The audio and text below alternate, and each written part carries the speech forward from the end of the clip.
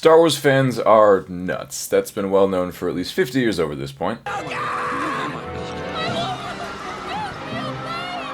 And while other franchises may have made more money or reached farther audiences, Star Wars has become a cultural foundation that I truly hope never fades. Quality content has obviously been the source, but the fans have been the heartbeat. It will continue to be that way. Star Wars fans out of any other fandom, arguably maybe outside of anime, are literally the most dedicated on the planet. When it comes to cosplay and creations, no other fandom, once again outside of anime, has stuck around and done it this well for this long. But when you compare it to anime, that's one IP versus an entire genre. The Star Wars fandom eventually found itself organizing into fan clubs. If you find yourself crazy or dedicated enough to join one of these, you found your right spot on the internet. So if you're a prospective member, listen in. If you're already in, listen closer. And if you're in a leadership role of one of these costume clubs, don't take offense, take notes. All of these pros and cons are not just my opinions that I'm about to list, but these are the opinions of hundreds of different members that I've polled or I've spoken to over the recent weeks. I really wanted to make sure that these problems and the good things were not coming just from me, especially because I'm only part of one of the clubs to begin with. Mostly everybody requested to be anonymous, however some did not. I'm just going to keep that consistency for everybody. There's no reason to throw names out here. However, I will say that some of the responses were a little alarming and by no means should be mentioned in this video whatsoever.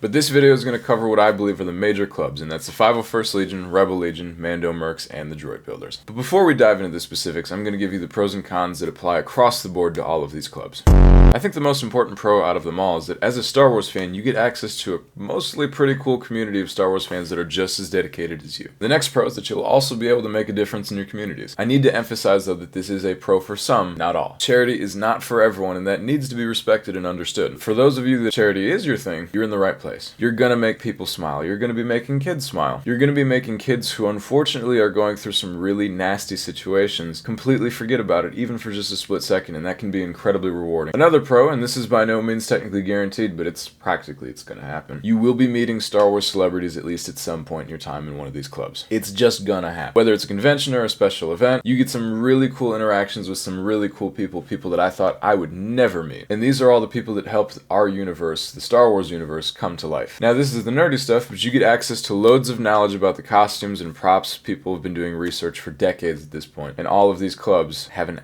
absolutely stacked library to help you out. Building your own costume or droid will help you gain life skills. I would have never imagined that I could paint a jetpack by myself, but bam, there we are. My last pro that applies to all the clubs is by far the people. People are great. They're absolutely amazing. You're gonna come across a lot of genuine, kind, and amazing Star Wars fans who absolutely deserve the world.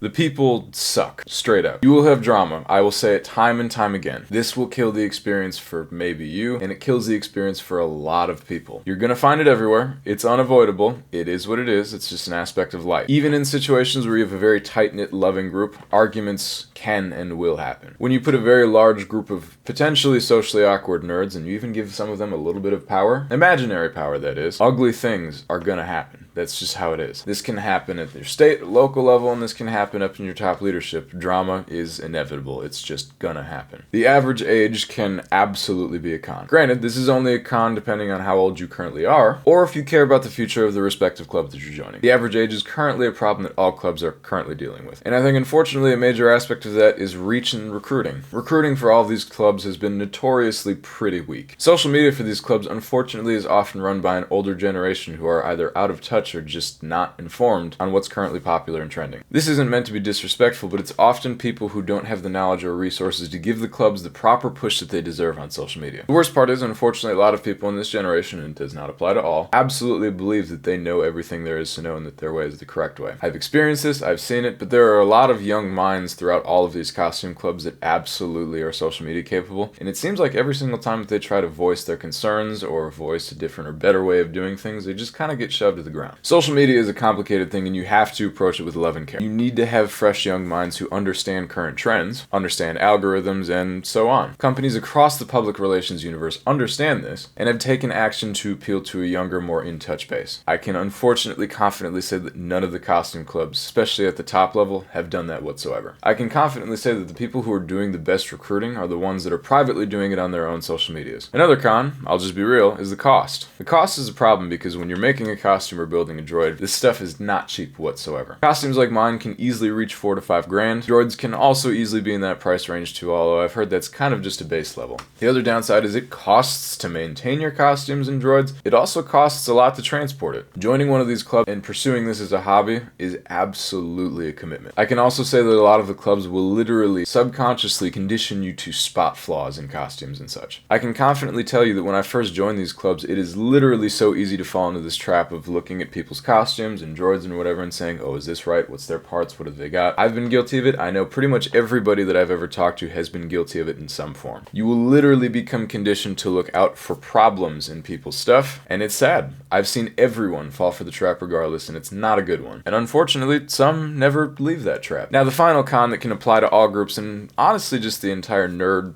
fandom as a whole, is that it is not always the most accepting place for women. I have had a multitude of women come forward either to me in person or through social media polling, and I have literally, unfortunately, even seen it firsthand. There is a lot of weird behavior that women get thrown their way. Unfortunately, when you have weird, socially awkward, and unfortunately sometimes creepy nerds, a lot of which who are unfortunately lonely men, you're gonna sometimes get some really bad interactions. I once again need to emphasize that this is not because of the clubs, this is not affiliated with the clubs. There is a reason that when you go to a convention, you'll see signs plastered everywhere that say cosplay is not consent. I promise you, those signs would not exist for no reason. Trust me. The first major fan club to come about in August of 1997 was formed by 2 guys named Albin Johnson and Tom Cruise. And no, not that Tom Cruise. Here's the thing, Peter. Yeah. You're stepping over a line now. You're stepping over a line. You know you are. Self-proclaimed bad guys doing good are a group that pride themselves in owning a villain or morally ambiguous costume, which is a whole different heated discussion for another day. Replica Star Wars costumes with a higher level of screen accuracy. You also can't mention the 501st Legion without mentioning charity. It is the driving force for why so many members join, and it is the main reason that it currently has the reputation in the public that it does. The first pro with the 501st is it is by far the largest and the best organized club out of all of them. The club size can be a pro or con depending on how you are personally, but it is easily the most well-known and well-respected. Trooping with the 501st will also give you access to events and people that you never thought that you would come across.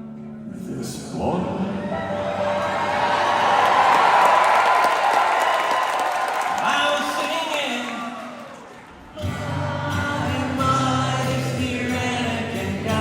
But you also get to meet celebrities and people who have made the Star Wars universe a reality. The 501st Legion has historically gotten some amazing events that other clubs just flat out don't get. Ladies and gentlemen, it's my pleasure to introduce George Lucas.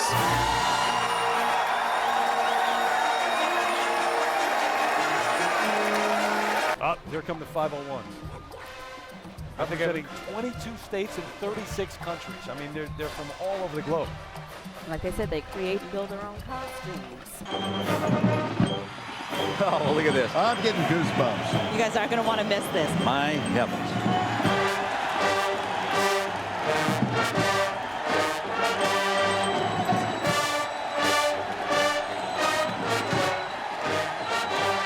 This is the 501st Legion, biggest gathering of stormtroopers ever assembled, led by the man himself, Darth Vader. Now these aren't always guaranteed, but when the invites go out, the 501st is usually the first to receive them. I can confidently say that all of the forums for most of the clubs, they're just straight up not good. They're archaic, they're outdated, they're annoying to navigate. 501st probably has one of the most resourceful and easily one of the most organized as a whole. Once again, I'm not saying they're good. The 501st just has the best of all of them, I believe.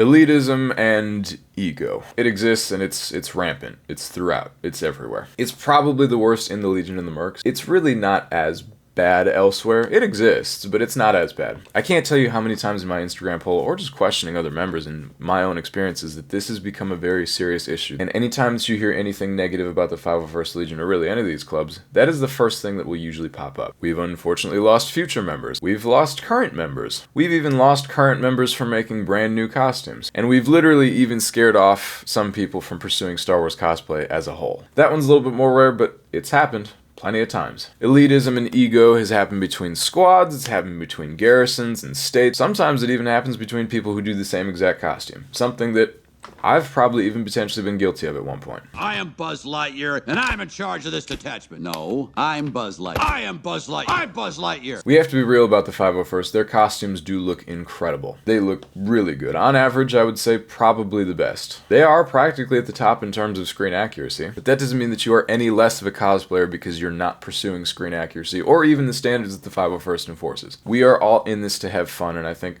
so many people forget that day in and day out. The Mando Mercs was a group founded in 2007 by a man named Tom Hutchins, and this is a group designed to give people a dip into what Mandalorian culture really feels like. Their first pro to me, at least as an outsider, is they usually either have a really cool booth setup, they have cool props, or the Mandalorians just look really cool in a group. This is one of the few clubs that allow your costume or your project to truly reflect who you are. There are still rules, but it allows you to express your creativity within that set boundary. Whereas the Mando Mercs still want something that would be seen on screen, but it's your own costume. I can also say with the Mando Mercs, they have a very great social environment, sometimes. The first con when it comes to the Mando Mercs, and it confuses me so much, is the elitism. Out of all of the groups that have it, the Mando Mercs are probably the weirdest about it. If you are a Mandalorian that's part of one of the other clubs and you are not a Mando Merc, I have literally witnessed firsthand the degrading that can occur. Literally sometimes to people's faces. I was at an amazing troop for Daniel Logan's autograph signing in Texas, and my friend Jim does a very solid Empire Strikes Back Boba Fett. When he was costuming at the time, he had a really solid reputation for being one of the better Boba Fetts in the Legion. And even through my Vader helmet, I could hear Mando Mercs just within earshot, very loudly and very boldly, complaining about the inaccuracies of costume,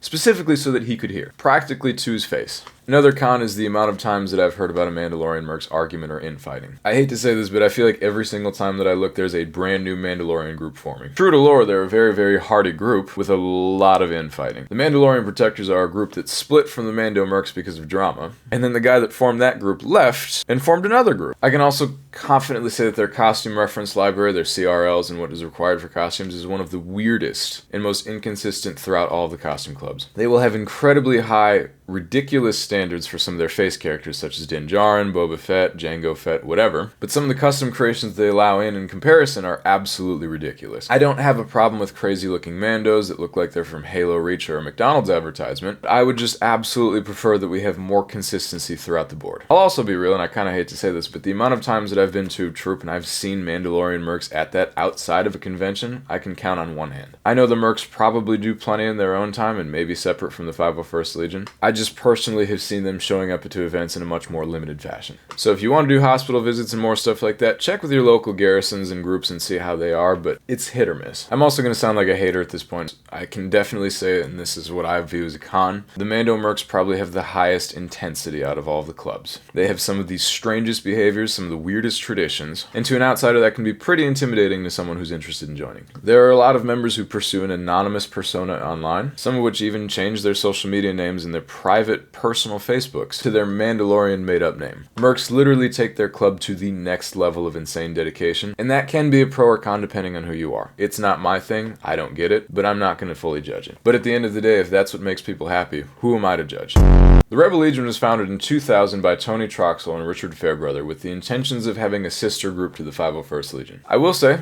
unfortunately, the Rebel Legion is quite often looked at as the other group. This group is so heavily tied to the 501st Legion that quite often it doesn't even feel like its own group. Especially when it comes to trooping, people look at us as Star Wars costumes. They don't look at 501st, they don't look at Rebel Legion, they don't split any of that BS up. They look at us as Star Wars people. This can be a pro because the Rebel Legion on average is a lot smaller. If your local Rebel Legion group has a good relationship with the 501st, it is usually a seamless transition of a lot of fun. I personally have argued that they should be the same group, but that is a whole different discussion, and that's a nasty one at that. Me personally, I'm just glad that we have more options for costumes because it gives more people the opportunity to pursue what they want. Big pro about Rebel Legion is they're a little bit more lax. Even arguably some of their costumes, I would say on average, are a little more comfortable. I might be talking out of my you-know-what with that one, but the most popular Rebel Legion costumes don't really have a lot of armor, and that's a good thing. It's a lot more comfortable. These troops get nasty, they get hot, and you can get really sore, but I have never seen anybody look miserable in a Rebel pilot costume. I can also say this is absolutely unfair, but the Rebel Legion is often looked at and treated as the 501st's red-headed step-sibling. I will emphasize that sometimes that's not always the farthest thing from the truth. At least from a leadership standpoint, or just the organization as a whole, it's honestly pretty weak compared to the other clubs. Their social media presence, incredibly weak, and the overall interest in the Rebel Legion is a lot smaller than the 501st. And that's because, at least for me personally, and this is what I think the 501st's costume library has a lot cooler costumes costumes overall. And that's not to say that the Rebel Legion doesn't have some amazing costumes. They've got Wookiees, they've got clones. I can also say importantly, and this is the #1 thing that every single Rebel Legion member complained to me about, is that their costume approval process is absolutely atrocious, especially in comparison to the other groups. So in the 501st, when you submit your costume for approval, it goes to a GML. A GML is a local person, someone within your garrison, and what they do is they look at the costume reference library, and they make a decision on your costume. Sometimes there are multiple GMLs in certain garrisons in certain areas, and that can be a good or bad thing, but it is still done at a local level. With the Rebel Legion, that's not the case at all. They will have a few random costume specialists, and they are the ones that make your decision on the costumes. Quite often people that you will literally never meet in your life, and this random person will be the person that will tell you that your time and work and your money is either correct or not good. I've also talked with a lot of Rebel Legion members, and the other complaint that they said is this process also takes a lot more time. I have heard that there are currently people waiting months to get their costumes approved, so they're sitting and waiting, all for them to find out that their costume might not even be good to go. And if it's not, they will give them a list of problems they need to fix, and a deadline. Like I said, I still don't understand why that's the procedure. I don't get it, but that's just me. The droid builders are a fascinating group because by no means as populous as some of the other costume clubs. When they show up, they have such a great impact on every single event. Seeing R2-D2 roll around and making beeps and boops and all these other droids adds such an amazing presence to every single event that they go to.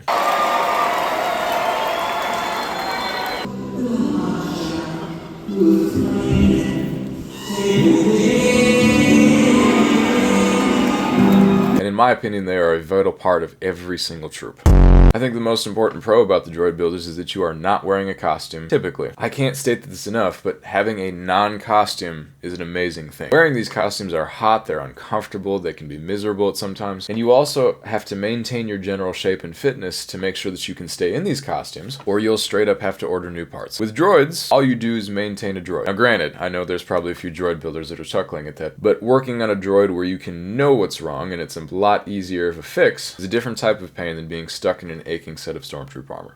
Honestly, really, the only con of the droid builders is the cost. Droids are so expensive. These droids aren't cheap. Making them on your own is not easy. Transporting them to and from events is even harder. And when you get to these events, sometimes the venue is literally just not designed for your droid to roam around properly. It is an extreme hassle, and I've seen the lengths that people have had to go to transport their droids. It is such a costly endeavor. It is insane. Anyways, that was a quick overview. Thank you for sticking around to this point. These costume clubs have changed my life for the better, in more good ways than they have bad. And I would highly encourage that if you are truly interested, you have to seek them out. Get information, introduce yourself to the local group, and you never know what you'll come across. Get information, introduce yourself to your local group, and you never know what you'll come across. The purpose of this video is to make sure that if you're interested, great. We're glad to have you. But you need to understand that the reality is not all sunshine and roses. And joining these clubs can be an extreme challenge, sometimes financially and emotionally. I also know that a lot of people in the club sometimes get really nervous when you start mentioning the bad, but it has to be mentioned because if you don't, it's not going to get better. So thank you. Once again, I truly appreciate it. If you're interested, we are glad to have you. If you'd like to pursue a Darth Vader, I can help you out with that in this video right here. I will be doing an updated suit up as my camera, technology, and my costume even has changed, so hold off on that just for now. Thanks for watching, and I will see you all in the next video.